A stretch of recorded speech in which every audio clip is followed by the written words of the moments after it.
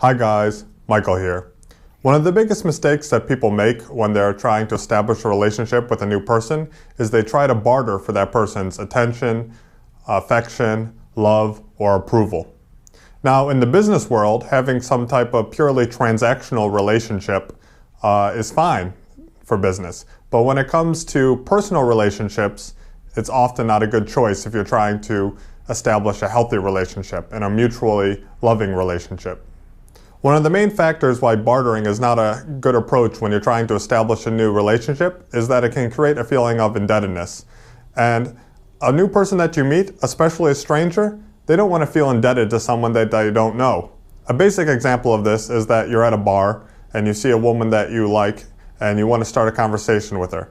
Now you walk up to her and the first thing out of your mouth is, "Can I buy you a drink?" Now she doesn't know you at all. And she might not want to accept that drink from you because it comes with the implication that you're giving her something and then out of reciprocity that she should then have to spend time with you.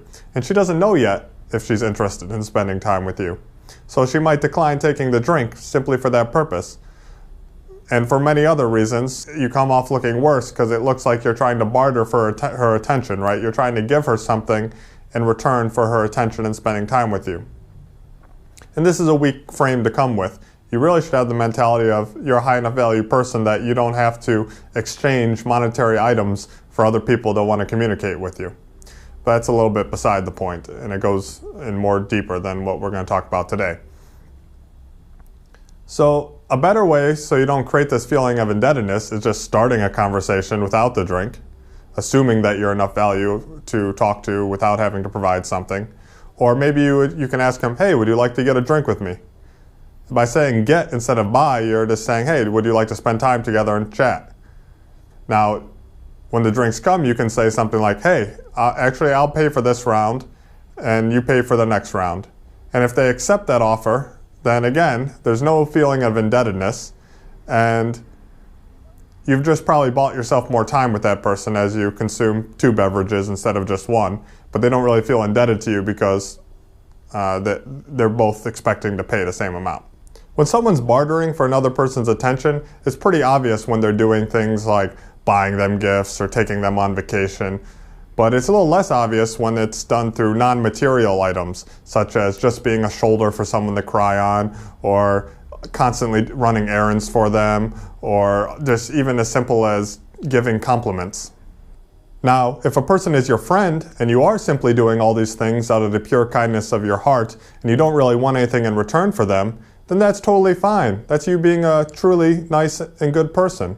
However, the truth is a lot of people who are doing this, and especially the people that they don't know that well, it's not coming from the same place. It's coming from a place where they're actually trying to get something in return, where it's purely transactional and they're bartering for the other person's attention, affection, love, or approval.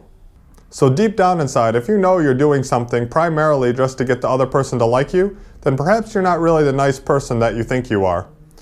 Dr. Robert Glover calls these types of interactions covert contracts. A covert contract is when one party is doing something and expecting the other party to do something in return, but the other party has no idea that this deal has been made because it's never been established out in the open. So one person expects that they do all these things for the other person and they expect the other person to do something in return. So sometimes it's like, well, I'm always there for the person, let them cry on my shoulder, I do all these favors for them, so they should come to love me and want to date me and want to be in a relationship with me. This is completely an assumption from one side projected onto the other. In many cases, the other person is not aware at all that you may think these things. Now, there are some people that will take advantage of people willing to do all these things and purposely lead them along just so they can get all these favors and gifts and such. And those are probably people you want to particularly avoid. But in many cases, the person really doesn't even know that the other person has these expectations. So this person that thinks they're being just a nice guy, in many ways they're actually being a liar. Now that can sound kind of harsh, but think about it. What is a liar? A liar is someone who's not making their honest intentions clear. So these type of people, they pretend not to really love or like a person, and they're doing all these nice things for them just because they're just trying to be a good guy. But in reality, The only reason that they don't make their true intentions clear is mostly out of fear of rejection, out of fear that the other person won't like them, and they think by just investing more and more time, they can finally earn, they can barter, they can convince the other person to finally love them and show them the affection they want, and then they won't have to fear actually rejection and showing their honest intentions from the beginning.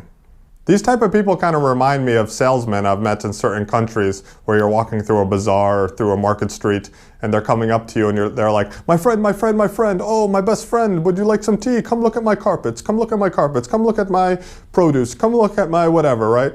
And then you're sorry, I'm sorry, no, I'm not interested. No, I'm sorry, no, I'm not interested. I'm sorry, no, I'm not interested. And you walk away and then they're like, screw you!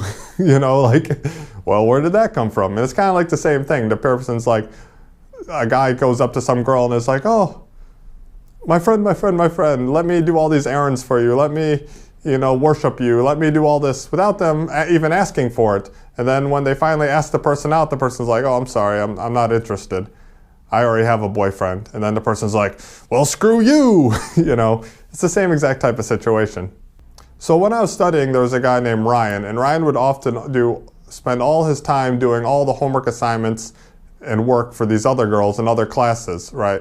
So he was actually getting behind on his own work, and he was sacrificing all his time to make sure these other girls got their project done. And ironically, none of them really passed their final exams because he had done all the work for them, so they never really learned anything.